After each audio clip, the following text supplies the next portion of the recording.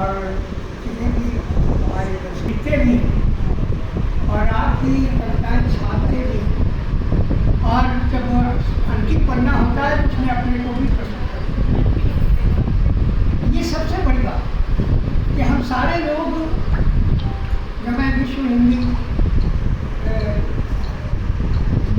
पर आता हूँ तो मुझे लगता है कि मेरा बड़ा परिवार है, और उस परिवार में कई लोग ऐसे सदस्य हैं जिनसे मैं परिचित भी हो गया हूँ, और उनसे ममता और स्नेह मिलता है। उसे रहता है मैं एक बड़े कैनवास पर विचरण कर रहा हूँ। तो ये तो जो काम है ये हमारे राघवेंद्र ठाकुर जी का ही योगदान। मैं उनको किस तरह से साथ बार दूँ, तो अपना सारा समय इसी में ही लगाए। उनके पास और कोई काम नहीं, साहित्यकारों को एकत्रित करना, उनकी व्याख्याओं को लेना, उनसे बात करना, उनका प्रकाशन करना, एक लंबे समय का काम। मैंने शुरू में किया करने की कोशिश की थी जब मैं इलाहाबाद विश्वविद्यालय में पढ़ता था, तो कुछ दिन चला और कुछ दिन बाद मैंने बंद कर दिया, क्योंकि ये बहुत बड़ा बवाली काम है, इसमें करना बहुत कठिन। क्योंकि ये जो कवि लोग हैं मेरे दृष्टिकोण में, मैं भी उसमें शामिल हूँ, मेढक हैं, एक टांग पकड़ो तो उछल जाएंगे, दूसरी टांग पकड़ो तो उछल जाएंगे, इनको संभालना बड़ा कठिन है। तो राघवेंद्र जी को इसीलिए साथ बार मैं अपनी तरफ से देता हूँ कि बहुत महत्वपूर्ण काम है। और आज जो मैगजीन आपने देखी है अमृता कुलकर राष्ट्रीय साहित्य संग्रह, इसमें बहुत से कविताएँ की कविताएँ छपी हुई थी।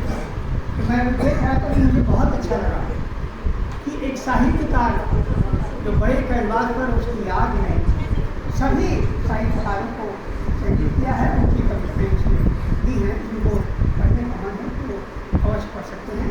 दूसरा, ये विभा जी का जो पुस्तक माला प्राप्त हुई है, इसकी कई बहुत से छंद हैं, बहुत सी उसकी कविताएँ हैं, बहुत से उनका रिव्यू किया है। इसकी कुछ मैं कविताओं को पढ़ रहा हूँ, हालांकि समय कम है, इनकी चर्चा भी बहुत जरूरी होती है कि कविता का लोकार्पण हो, उसके बाद हो। इनकी 2-3 अनाक्षरी और 2-3 छंद हैं, मैं घनघोर आंधियों में एक दीप जल रहा।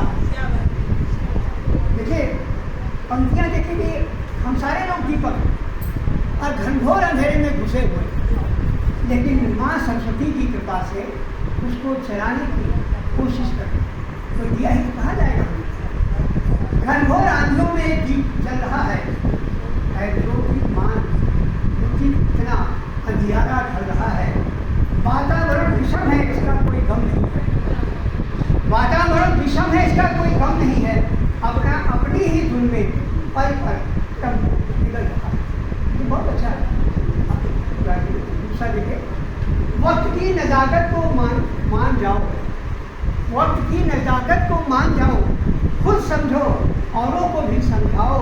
वक्त ठहरता नहीं किसी के लिए, वक्त ठहरता नहीं किसी के लिए, बड़ा कीमती है, इसे मत गवाओ, इसे मत गवाओ।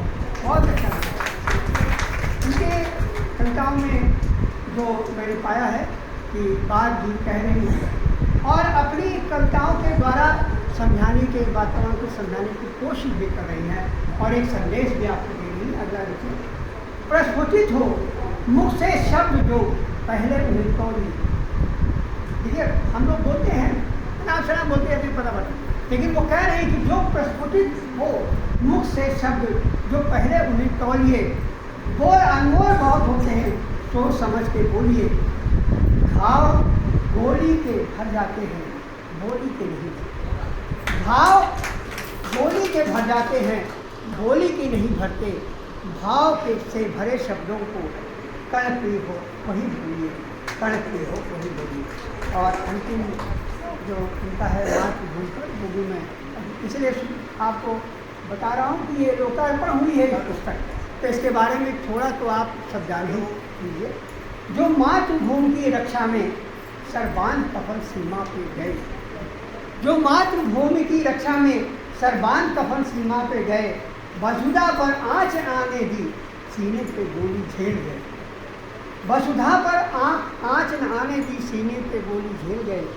विजय हुई सदा उन वीरों की, रहे जो वतन के दीवाने, वंदे मातरम जय घोष किया, लहू की पूरी खेल गए, लहू की पूरी। ये दोनों पुस्तकों के लोकार्पण का श्रेय मैं मुख्य अतिथि को ही देता हूँ, जिन्होंने हम लोगों को इतने अच्छे अनमोल लेखकों के, कवियों की रचनाओं प्रस्तुत किया। और आपकी आज्ञाओं के छोट कविता मैं भी सुना दूँ, क्योंकि मैं भी बड़ा विकल रहता हूँ, मेरी ये सुन ले। तो मैं एक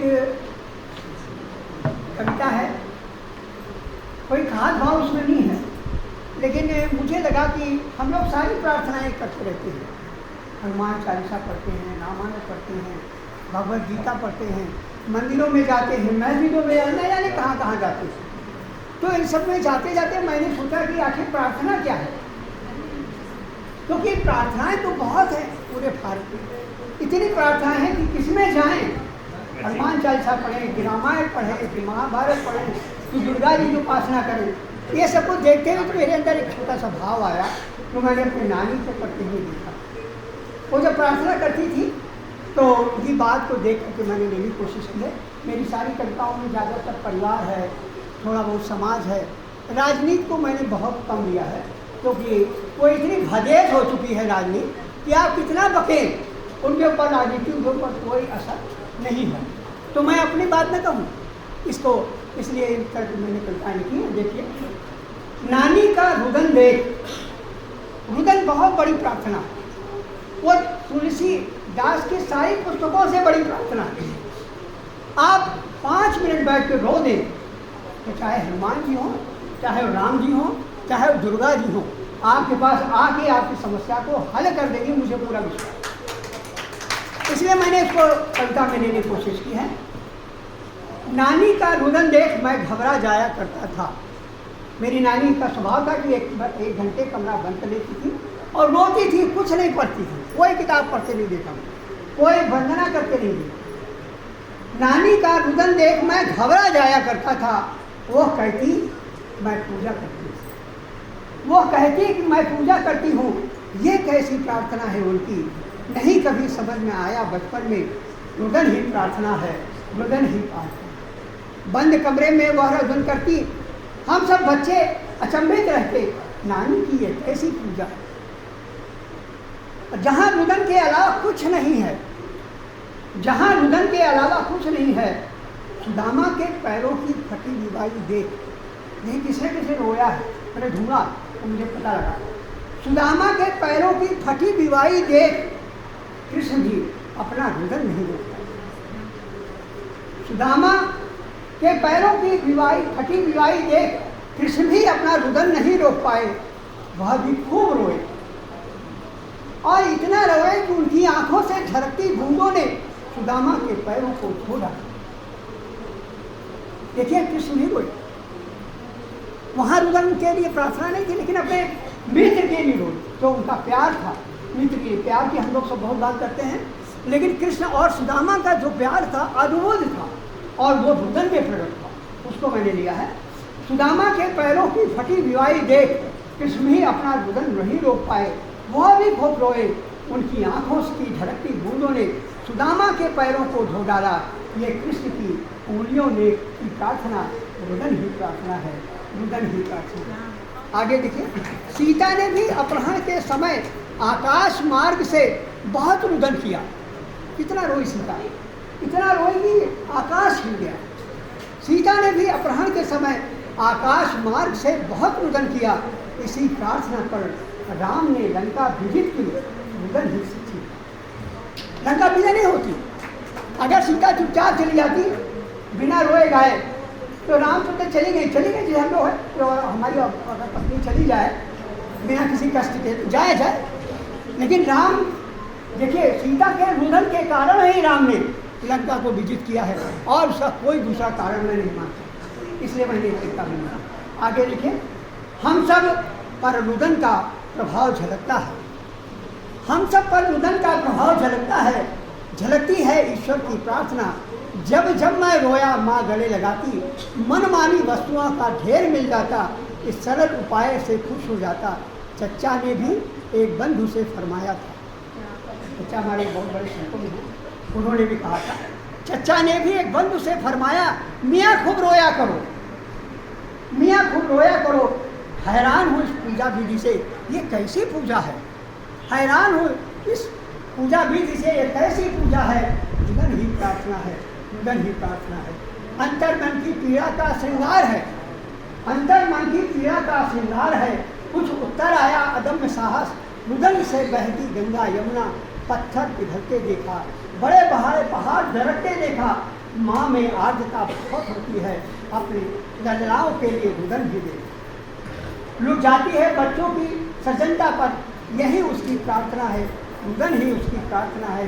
देवकी वसुदेव का कारागार में रुदन फूटा, देवकी वसुदेव का कारागार में रुदन फूटा, रुदन पर ही अवतार को अवतरित होना, रुदन पर ही अवतार को अवतरित होना पड़ा।